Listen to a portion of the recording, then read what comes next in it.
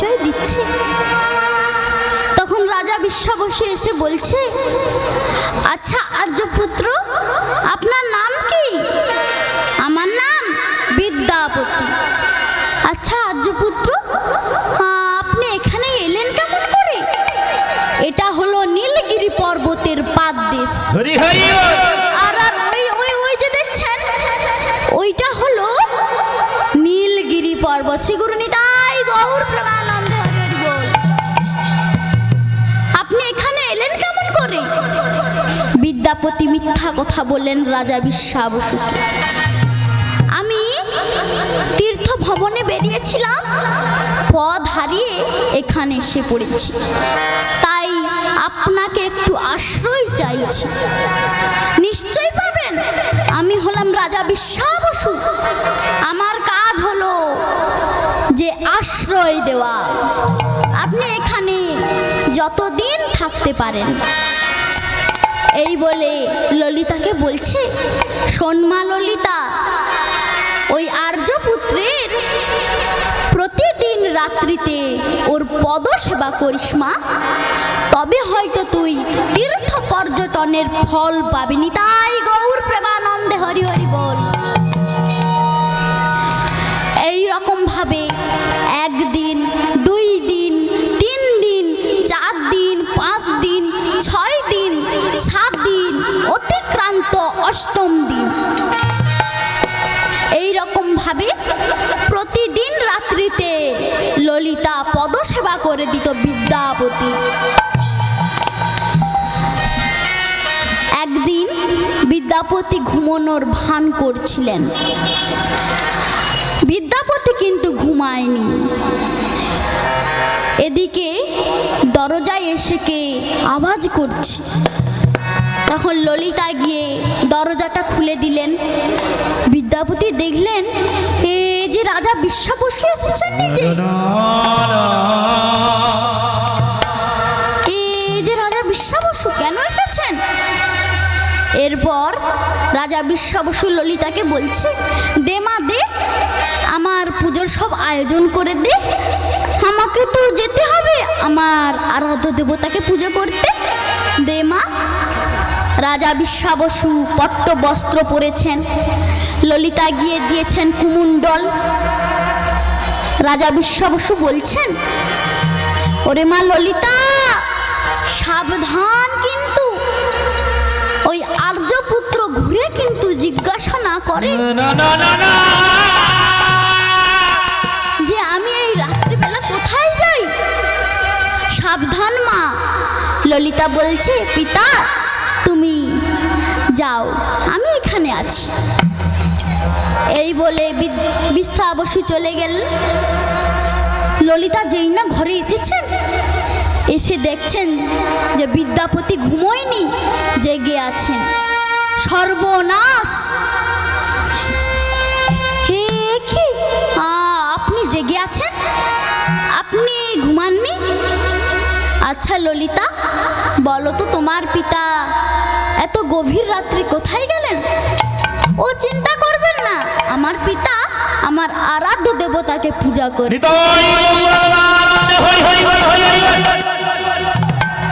তখন বিদ্যাপতি মনে মনে ভাবছি, তবে এই কি সেই ভক্ত যে গোপনে নীল মাধব পুজো করছে? আমাকে জানতেই হবে। এই বলে বলছে, ললিতা আমি তোমাকে বড়ই ভালোবাসি, আমি তোমাকে ভালোবেসে ফেলেছি। না না না না না, এ হয় না। আপনি আর্যপুত্র আর আমি সবর কন্যা, তা কি করে হয়? না না না, কেন হবে না? আমি যে তোমাকে ভালোবাসি। তুমি এই প্রস্তাবটি তোমার পিতার কাছে রাখো। ঠিক আছে, আমি এই প্রস্তাবটি আমার পিতার কাছে জানাবো। এই বললে আগামীকাল প্রভাতে পিতার কাছে এসে বলছে, পিতা আমরা দুজন পরস্পরকে ভালোবেসে ফেলেছি, আমাদের বিবাহর আয়োজন করুন। না না না না, হে কি করে হয়?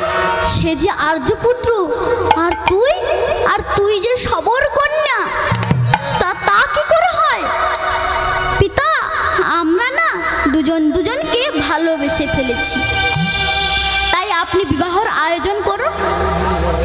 আছে। এই বলে বলছে শুক্লপক্ষের পঞ্চমী তিথিতে তোর দুজনের 4 হাত এক জায়গায় হবে। নিতাই গৌর প্রেমানন্দে হরি হরি বল। মায়েরা, ললিতা বিদ্যাপতির বিবাহ হচ্ছে। ও উলুধ্বনি আর শঙ্খধ্বনি করুন, আর বাবারা হরিধ্বনি করুন। মায়েরা উলুধ্বনি করুন। বা বা বা শ্রী গুরু নিতাই গৌর হরি হরি বল, হরি হরি বল।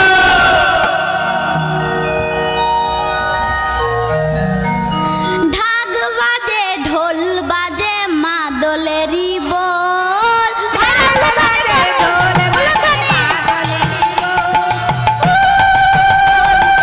মাদলেরই বল।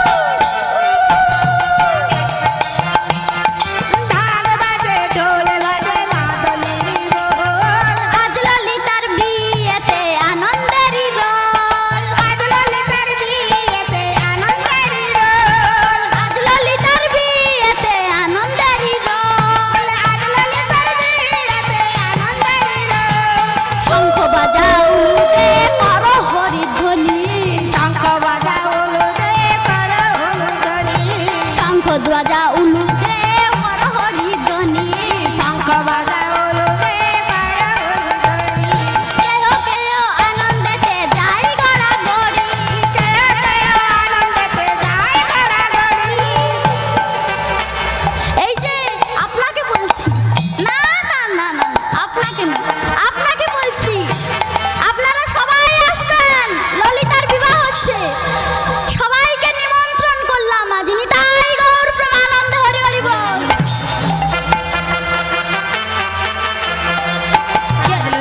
কেহ নাচে, কেহ নাচে, কেহ গায়, কেহ বলে হরি। মায়েরা উলুধ্বনি করুন।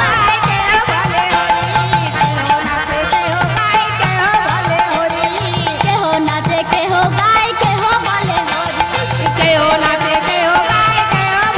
হরি। আবার কেহ কেহ আনন্দেতে যায় গড়াগড়ি। বলে হরি বল, হরি বল, হরি বল, হরি বল, হরি বল, হরি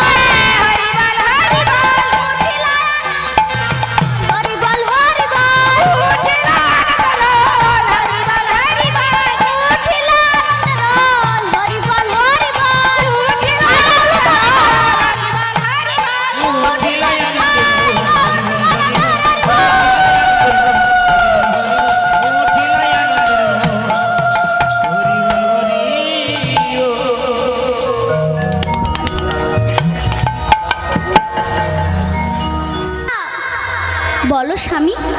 ললিতা, তুমি আমার স্ত্রী, আমি তোমার স্বামী। হ্যাঁ বলো স্বামী, আমার মনস্কামনার জন্য তুমি কি করতে পারো? তবে বলছি শোনো স্বামী, আমি তোমার মনস্কামনার জন্য সব কিছু করতে পারি। তবে তুমি আমায় একটা কথা দাও। হ্যাঁ বলো স্বামী। তোমার পিতা কোথায় যায় এত রাত্রিবেলা? ও তো আমাকে জানতে হবে না। আচ্ছা ললিতা, আমি এখানে কেন এসেছি জানো?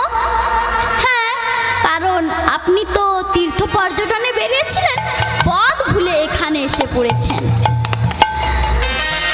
না না না ললিতা, আমি এখানে নীল মাধবের সন্ধানে এসেছি। নিতাই গৌর প্রেমানন্দে হরি হরি বল। যেই না এই কথাটি ললিতার কানে গেছে, অমনি ললিতা থরথর করে কাঁপছে। কি ললিতা, তুমি তুমি কাঁপছো? আপনি কি বললেন? আপনি কার জন্য এসেছেন? না, নীল মাধবের জন্য এসেছি। ও নীল মাধবের জন্য এসেছেন? জানেন আমার পিতা ওই গভীর রাত্রিতে কোথায় যায়? ওই আপনি যার সন্ধানে এসেছে, ওই নীল মাধবের সন্ধানে। জনি জনি আমার কৃষ্ণ এলো বৃন্দাবনে, আমার কৃষ্ণ এলো বৃন্দাবনে। তোরা দেখে যা, দেখে যা, দেখে যা, জনি জনি আমার কৃষ্ণ এলো বৃন্দাবনে, আমার কৃষ্ণ এলো বৃন্দাবনে।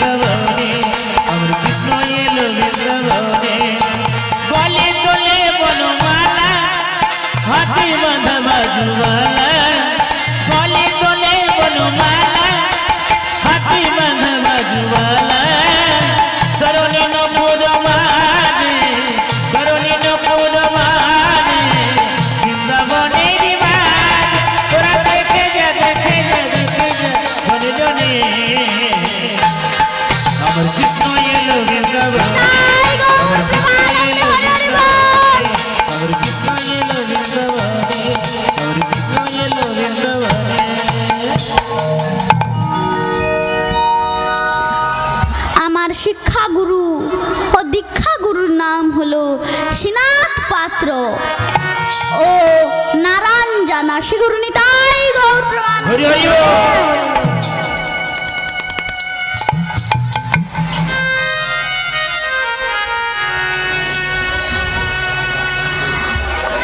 আমি আমি তোমার ওই পিতার সঙ্গে নীল মাধবের দর্শনে যেতে চাই।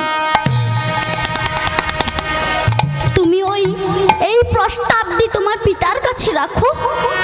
না না না না, আমি পারবো না। আমার পিতা বলেছিলেন যে এই কথা কাউকে বলতে না, তবুও যে আমি তোমার কাছে বলে ফেলেছি। আমি আমি বলতে পারবো না। শোনো ললিতা, তুমি যদি না আমার এই প্রস্তাবটি তোমার পিতার কাছে রাখো, তবে আমি ওই নীলগিরি পর্বত থেকে ঝাঁপ দিয়ে আত্মহত্যা করবো। নিতাই অমন করে বলো না। এদিকে ললিতা ভাবছে, এ কি হলো আমার? একদিকে স্বামী বৈধবের স্ত্রী হবার, আর অন্যদিকে নীলমাধব হারানোর ব্যথা। কি হবে? শোনো স্বামী, আমি বৈধবের যন্ত্রণা ভোগ করতে পারবো না। আমি আমার পিতার কাছে এই প্রস্তাবটি রাখব। এই বলে যখন রাজা বিশ্বাবসু সিংহাসনে বসেছেন, অমনি বলছেন, কি রে মা, তোর কি হয়েছে? চোখে জল কেন? পিতা, আমার একটা অনুরোধ আছে, তুমি রাখবে বলো? হ্যাঁ বল মা। আমার স্বামী তোমার ওই নীলমাধবের দর্শনে যেতে চায়। না না না, হে কথা তো স্বামীকে কে বলেছে? আমি বলেছি। তুই তো আমার কাছে প্রতিজ্ঞা করেছিলি, তাই না, যে এই নীলমাধবের কথা কাউকে বলবি না? তাহলে বলেছিস কেন? আমি যে স্ত্রী ধর্ম পালন করেছি, তাই আমি বলে ফেলেছি। তুমি যদি না আমার স্বামীকে নীলমাধব দর্শনে না নিয়ে যাও, তাহলে আমি ওই নীলগিরি পর্বত থেকে আত্মহত্যা করবো। নিতাই গৌর প্রেমানন্দ, হরি হরি বল।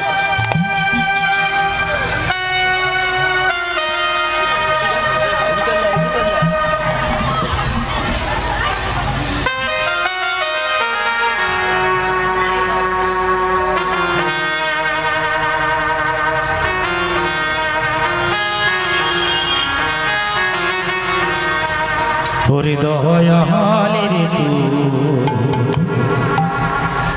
এই বিচরে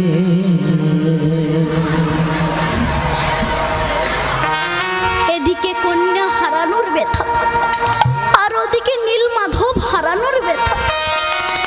দুটো ব্যথা এক হয়ে দ্বন্দ্ব লেগেছে। কাকে রাখি, কাকে ফেলি? কৃষ্ণ ছাড়া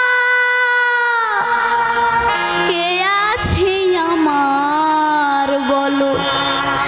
এ বিশ্ব চরাচর মাঝে, এ বিশ্ব চরাচর মাঝে কৃষ্ণ ছাড়া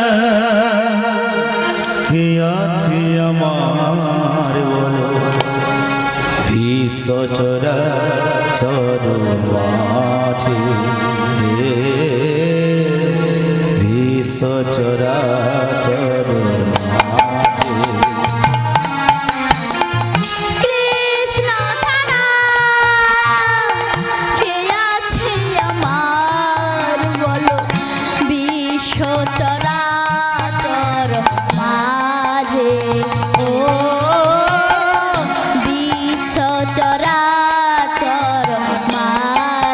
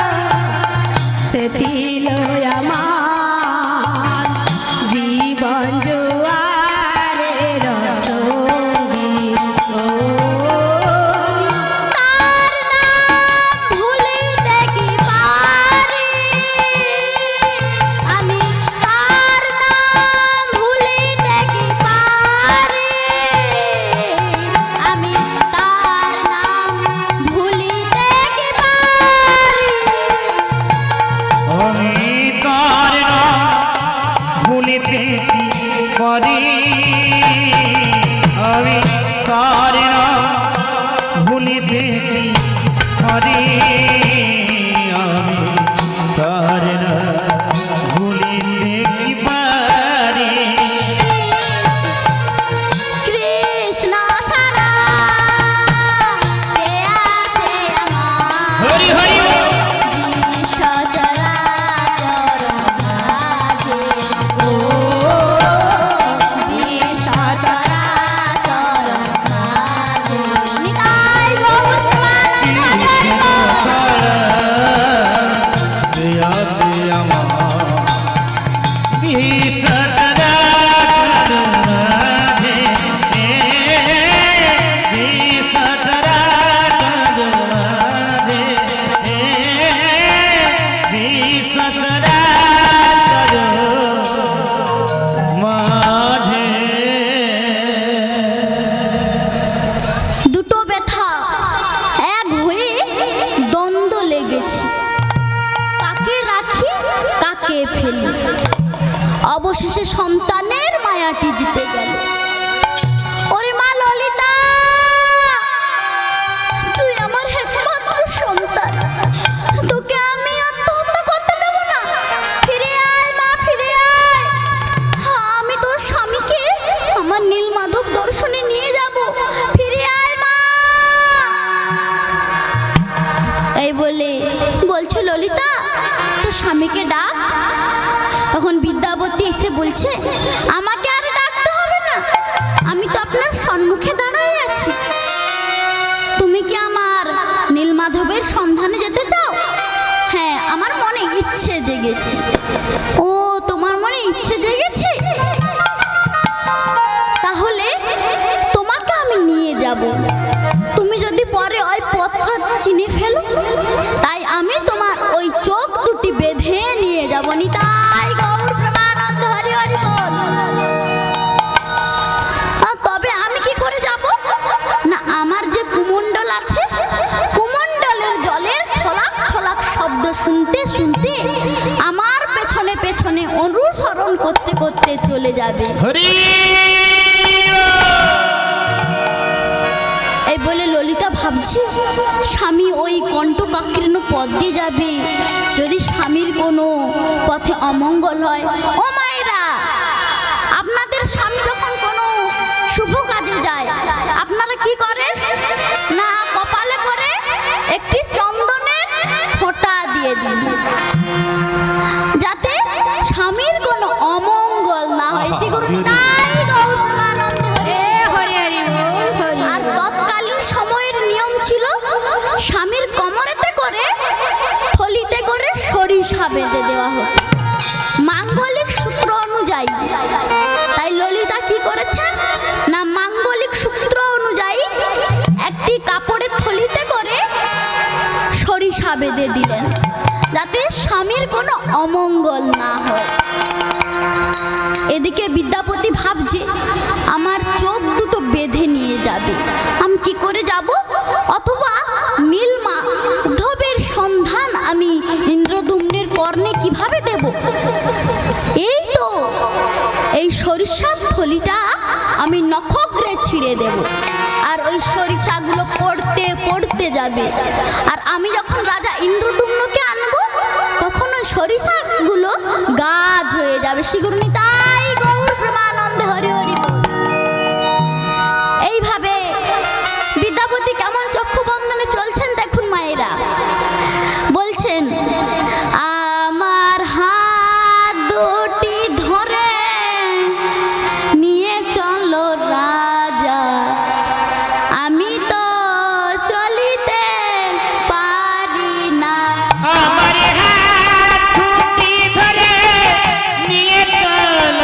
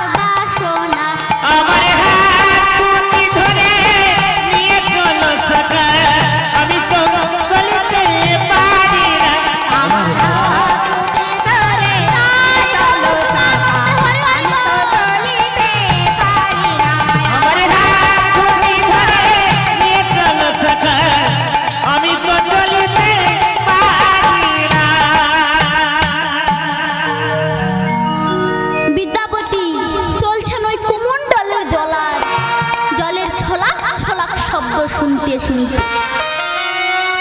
এদিকে রাজা বিশ্বাবসু বলছে, বাহ বাহ খুব সুন্দর তো তোমার কণ্ঠ, আমার মন ভরে গেল। এসে গেছি আমার নীল মাধবের কাছে। এইবার তোমার চক্ষু বন্ধনটা খুলে দেব, তুমি দেখতে পাবে আমার নীল মাধবকে। হরি এই বলে যেই না বিদ্যাপতির চক্ষু বন্ধনটা খুলে দিয়েছে, অমনি বিদ্যাপতি নীল মাধবের মূর্তি দেখে সম্মুখে বসে গেলেন। কি তার আলো, গুহার আলোয় আলোকিত হয়ে আছে। শোনো বিদ্যাপতি, তুমি এখানে একটু বসো, আমি নীল মাধবের জন্য ফুল ও ফল চয়ন করে আনি। বিশ্বাবসু চলে গেলেন নীল মাধবের পূজার লাগি ফুল ও ফল চয়নে। এদিকে বিদ্যাপতি দেখতে পেলেন নীল মাধবের মূর্তির সামনে রয়েছে একটি অগ্নিকুণ্ড, আর ওই অগ্নিকুণ্ডের কাছে আছে একটি বৃক্ষ, আর ওই বৃক্ষর উপর বসেছিল একটি পাখি। ওই পাখি ওই গাছ থেকে পড়ে ওই অগ্নিকুণ্ডে ঝাঁপ দিয়েছে। যেই না অগ্নিকুণ্ডে ঝাঁপ দিয়েছে, অমনি চতুর্ভুজ নারায়ণের রূপ ধরে বৈকুণ্ঠে গমন করেছে। নিতাই গৌর প্রেমানন্দে হরি হরি বল।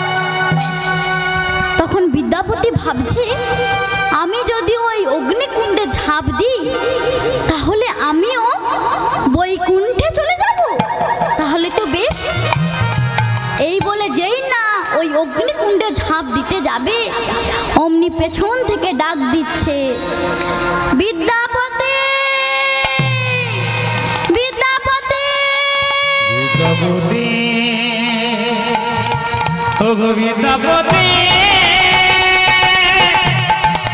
বিদ্যাপতি ও গো আমার বিদ্যাপতি, দুয়ারে সে শুনে যা। বিদ্যাপতি, কে কে আমায় ডাকলো? আমি তোর সম্মুখে নীল মাধব বলছি। নীল মাধব? হে প্রভু, এ তুই কি করছিস? তুই আমার সন্ধান নিয়ে যাবি না? ওই রাজা ইন্দ্রদুম্নের কর্ণে দিবি না? হ্যাঁ প্রভু, আমি আপনার সংবাদরা রাজা ইন্দ্রদুম্নের কর্ণে দেব। তবে তাহলে তুই অগ্নিকুণ্ডে ঝাঁপ দিয়ে বৈকুণ্ঠে গমন করবি, তোর মুক্তি হবে না যতক্ষণ না তুই আমার সন্ধান ওই রাজা ইন্দ্রদুম্নের কর্ণে দিচ্ছিস।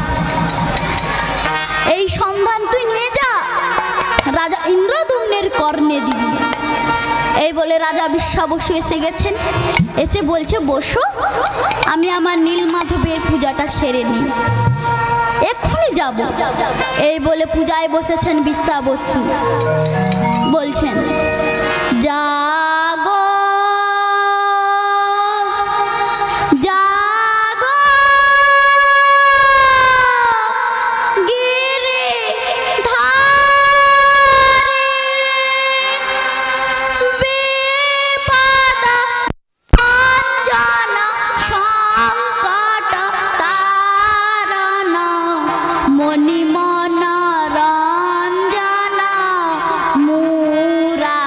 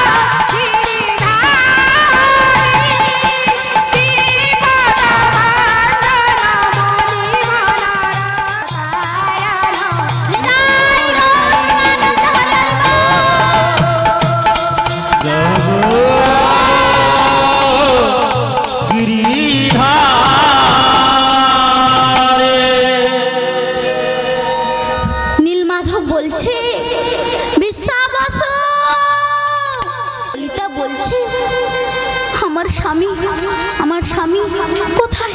আমার স্বামী কোথায়? ওই ওই তো আমার পিতা আসছে। পিতা, আমার স্বামী কোথায়? বিশ্বা বসু মিথ্যা কথা বললেন। তোর স্বামী সর্বাঘাতে মৃত্যু হয়েছে যাবার। না না না না না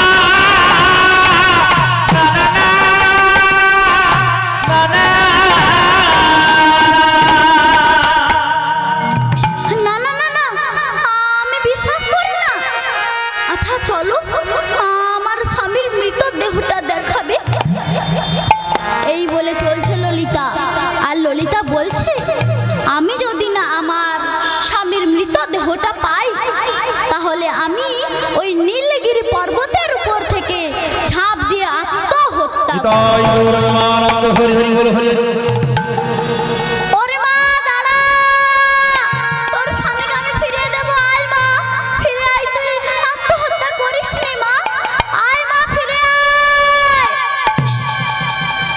ললিতা ফিরে এসে বলছে, পিতা, আমার স্বামী কোথায়?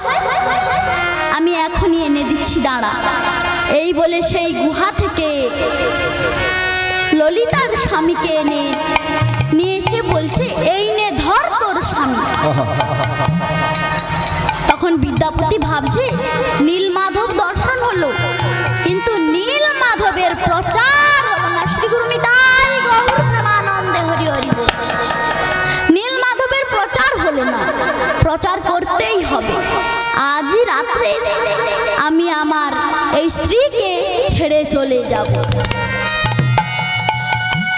এই বলে গভীর রাত্রিতে বিদ্যাপতি চলে যাচ্ছে। আর এদিকে ললিতা ঘুম ভেঙে দেখে বিছানায় স্বামী নেই। নিজের কপালে চাপড় মেরে মেরে বলছে, ওরে ললিতা,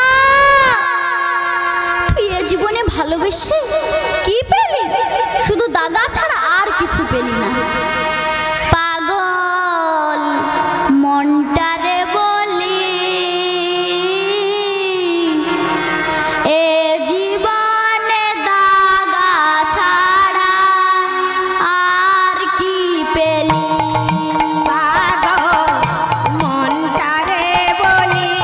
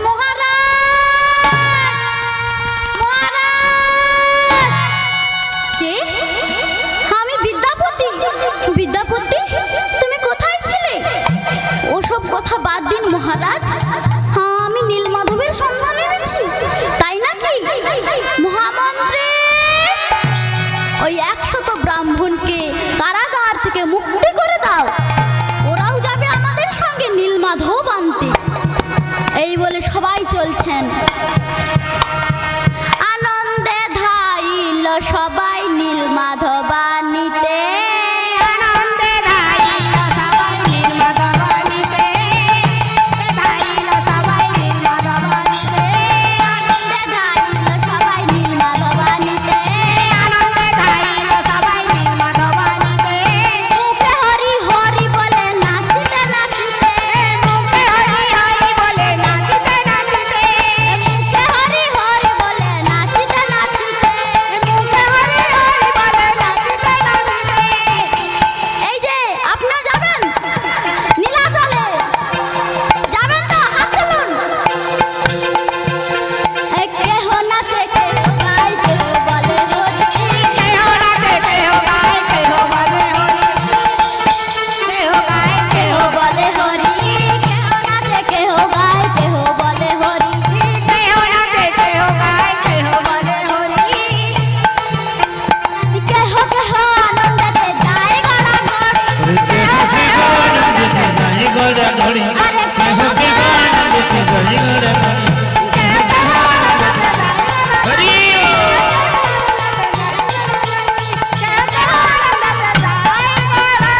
বলে হরি বল হরি বল, হরি বল হরি বল, হরি বল হরি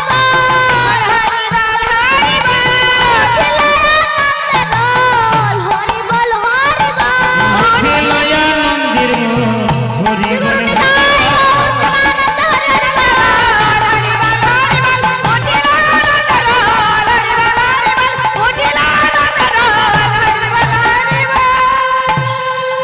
মায়েরা নীলাচলে এসে গেলাম। এবার নীলমাধবকে তো নিয়ে যেতে হবে। চলুন নীলমাধব কোথায় আছে দেখা যাক। এই বলে চলছেন। ও মায়েরা, বিদ্যাপতি তো চোখ বেঁধে নিয়ে গিয়েছিল, পথ কি করে জানবে? তারপর মনে পড়লো যে ললিতা যে তার কোমরে সরিষা বেঁধে দিয়েছিল, সে যে নখগ্রে ছিঁড়ে দিয়েছিল। মহারাজ, ওই তো সেই সরিষা গাছগুলো, চলুন এই পথ ধরে নিয়ে যাব। আর মনে মনে ঠাকুরকে ডাকছে, মানে নীলমাধবকে ডাকছে, দয়াল ঠাকুর বলে দাও মোরে নীলমাধবের ঠিকানা, নীলমাধবের ঠিকানা। দয়াল ঠাকুর বলে দাও মোরে নীল মাধবে ঠিকানা। ওরে বাবা, নীল মাধবের ঠিকানা। দয়াল ঠাকুর বলে দাও মোরে নীলমাধবের ঠিকানা, নীলমাধবের ঠিকানা। আমরা নীলমাধবের সন্ধানে যাচ্ছি। দয়াল ঠাকুর বলে দাও রে নীল মাধবে ঠিকানা।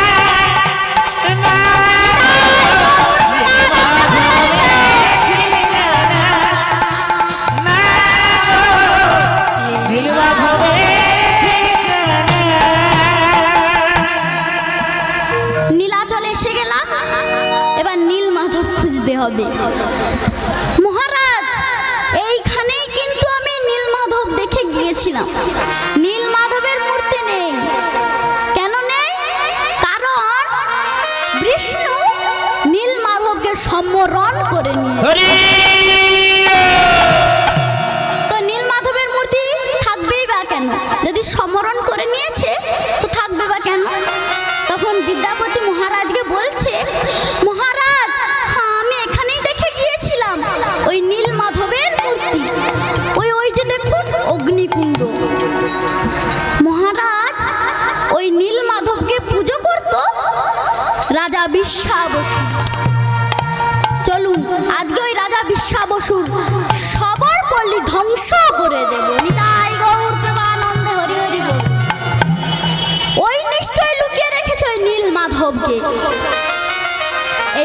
এসে সবাই সৈনিক সামন্ত নিয়ে সবরপল্লীতে এসে বলছে, সবর রাজা বিশ্বা বসু, রাজা বিশ্বা বসু। কে আপনি? আরে কে আপনি বৃদ্ধ? আমি হলাম সবর রাজা বিশ্বা বসু। আর আপনি কে? আমি অবন্তী নগরের রাজা ইন্দ্রদুম্ন। আপনি আমার নীলমাধবকে লুকিয়ে রেখেছেন। আমার নিজ হাতে আপনার মস্তক দ্বিখণ্ডিত করব। এই বলে যেই না মস্তক দ্বিখণ্ডিত করবে, অমনি ঘরের ভিতর থেকে ললিতা এসে বলছে, দাঁড়ান, আমার পিতা নীলমাধবকে লুকিয়ে রেখেছে বলে আপনি তার মস্তক ছেদন করবেন? আগে আমার বিচারটা করুন। আচ্ছা ললিতা, বলো তোমার কি বিচার? আমাকে আমার স্বামী ছেড়ে চলে গেছে। তোমার স্বামী কে? আমার স্বামী আর কেউ নয়, আপনার সামনে দাঁড়াই আছে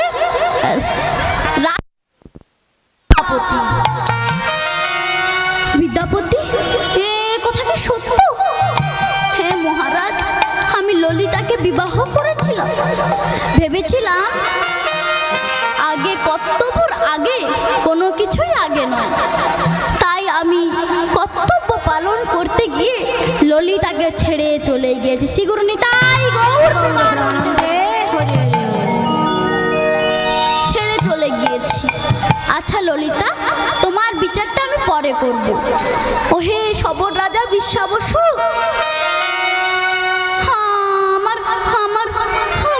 নীলমাধব কোথায় রেখেছে বলো না, না হলে আমি এই সারা সবরপল্লী ধ্বংস করে দেব। অমনি নীল মেঘে ঢাকা হয়ে মেঘের ভেতর থেকে নীলমাধব বলছে, স্তব্ধ হও রাজা ইন্দ্রদুম্ন, স্তব্ধ হও। আমি আমার নীলমাধবকে সম্বরণ করে নিয়েছি, তুমি আর পাবে না। তুমি ওই যেখানে নীলমাধবের মন্দির ছিল সেখানে মন্দির করবে, আর আমি নদীতে দারু কাষ্ঠ রূপে যাব। আর সেই কাষ্ঠ থেকে যেই তিনটি মূর্তি হবে, সেই তিনটি মূর্তিকে তুমি ওই মন্দিরে স্থাপন করব। আর ওই মন্দিরের নাম হবে জগন্নাথের মন্দির।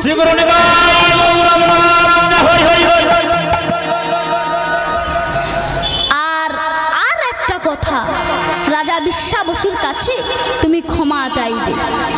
এই বলে রাজা ইন্দ্রদুম্ন রাজা বিশ্বা বসুর কাছে ক্ষমা চাইলেন, মন্দিরও বানালেন।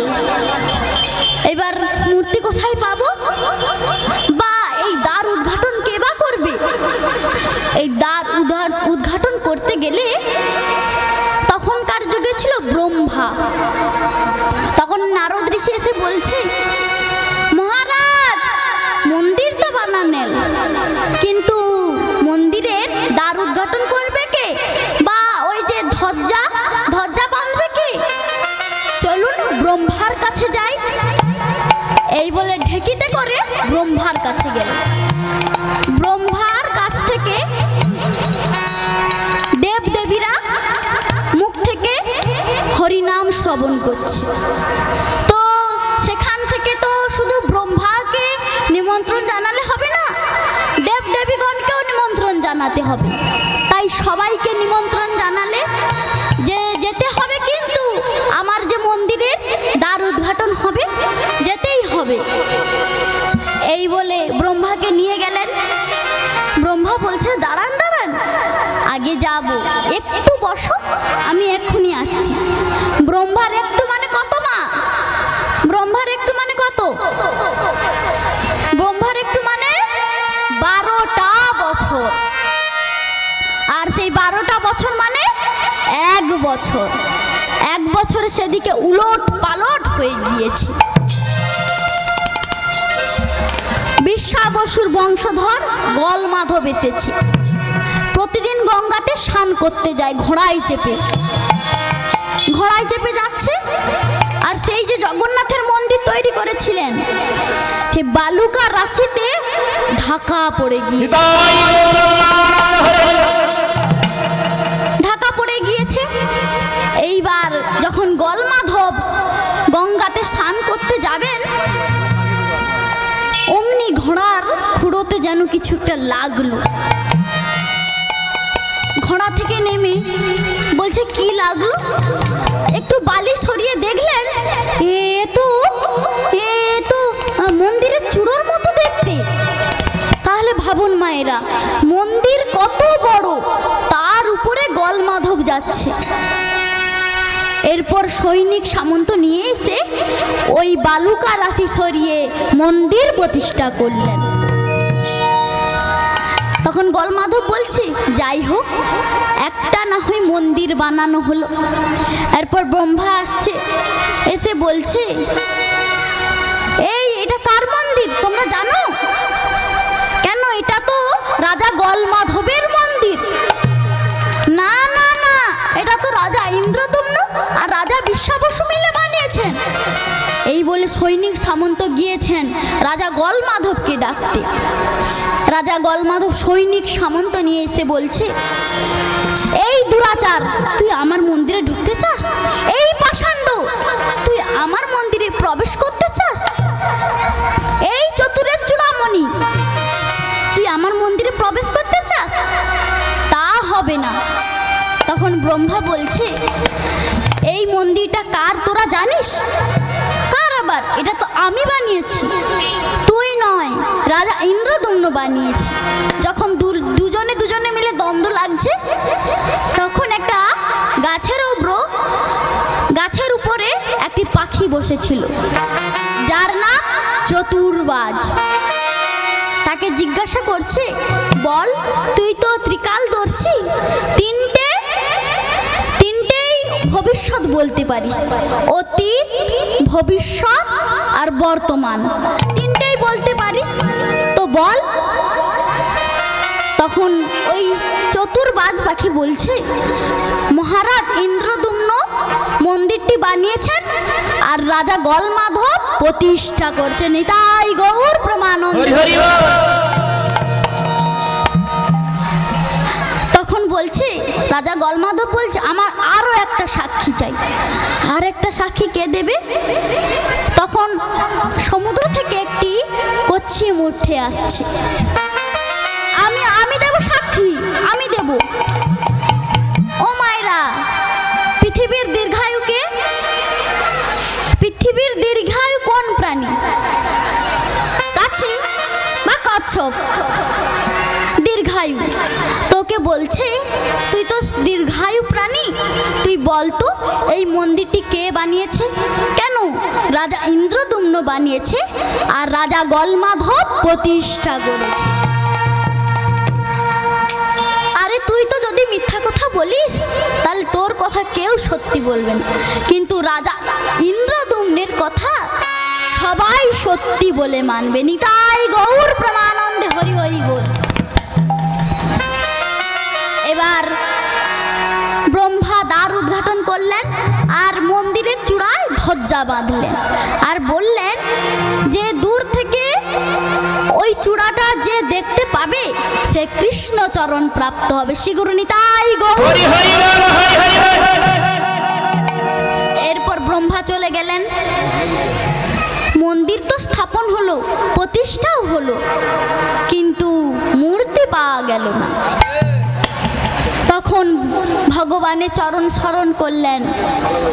প্রপঞ্চে পড়িয়া অগতি হইয়া না দেখি উপায়,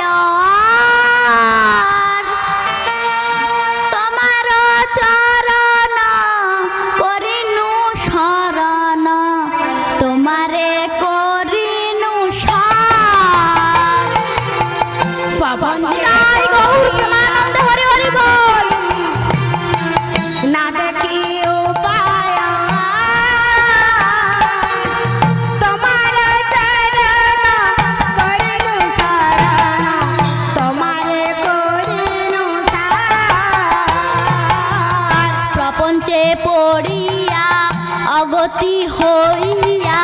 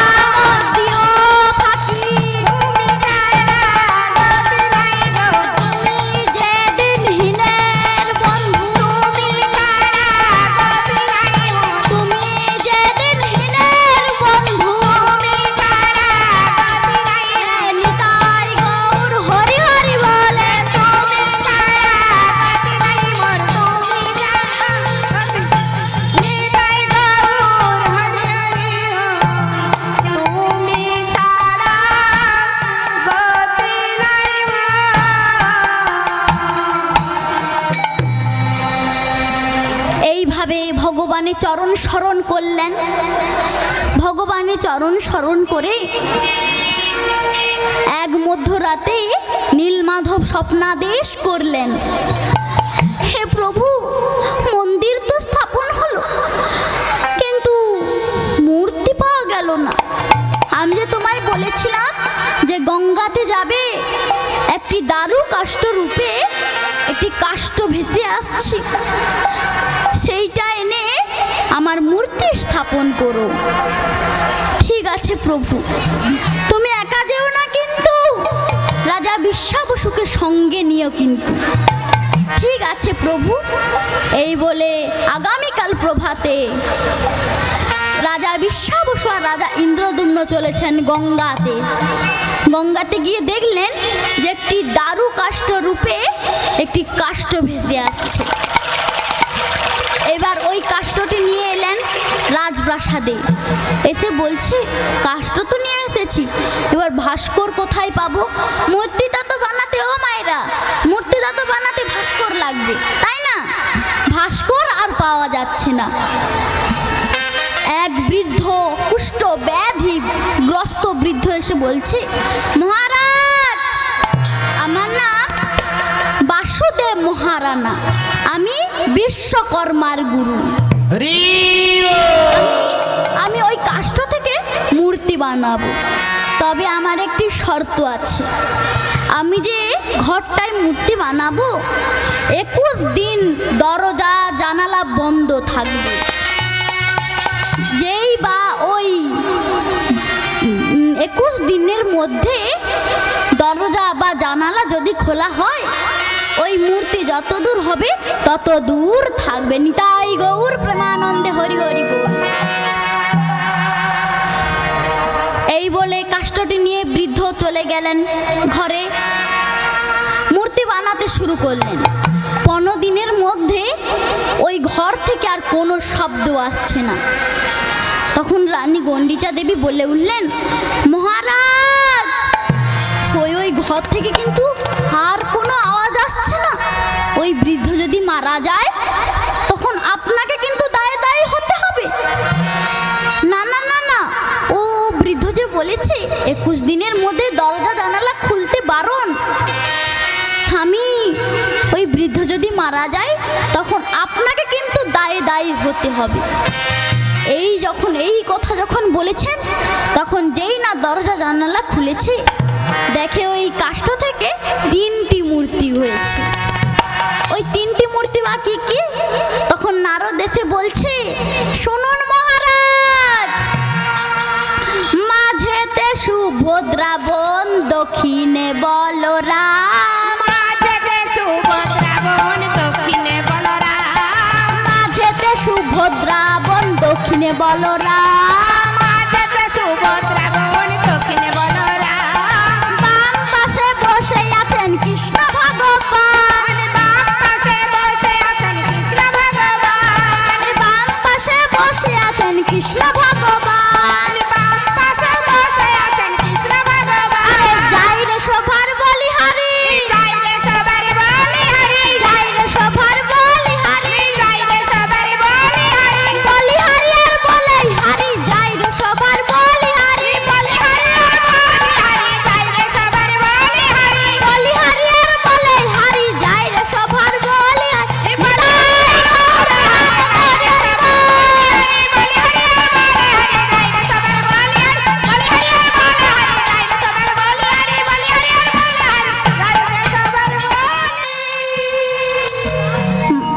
মহারাজ, এই 3টি মূর্তি হলো জগন্নাথ, সুভদ্রা, বলরাম।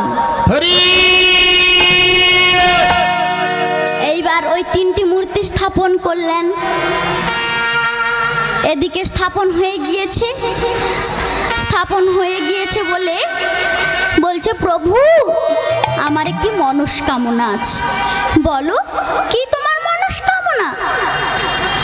আমাকে যেন নিঃসন্তান দায়ী হতে হয়।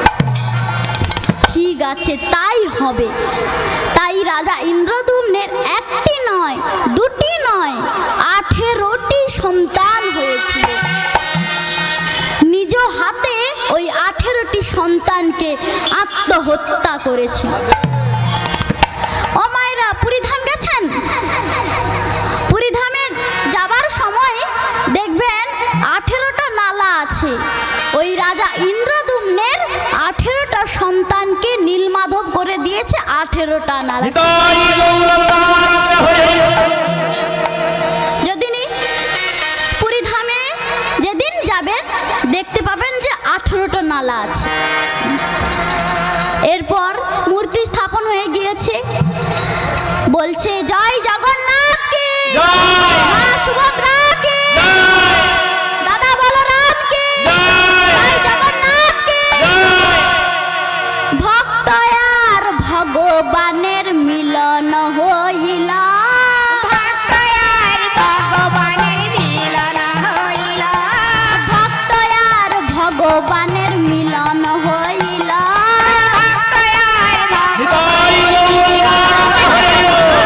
ভক্তনে সবে মিলে হরি হরি বল, জন্মদানে সবে মিলে হরি হরি বল।